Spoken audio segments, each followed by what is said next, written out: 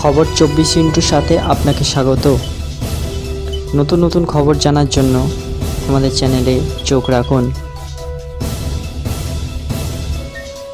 বকেয়া টাকা মিটিয়ে দেওয়ার জন্য বারবার তৃণমূলকে দরবার করতে দেখা গিয়েছে দিল্লিতে। গত কয়েক বছরে এই বিষয়ে কথা বলতে দিল্লি ছুটে গিয়েছেন রাজ্যের শাসক দলের শীর্ষ নেতারা।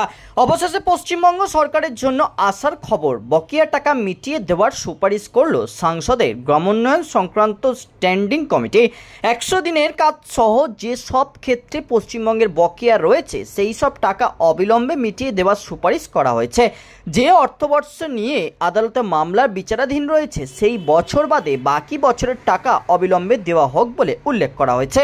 ওই কমিটিতে তৃণমূলের যে সব সদস্যরা রয়েছেন তারা আগেই তথ্য সহ একটি রিপোর্ট পেশ করেছেন।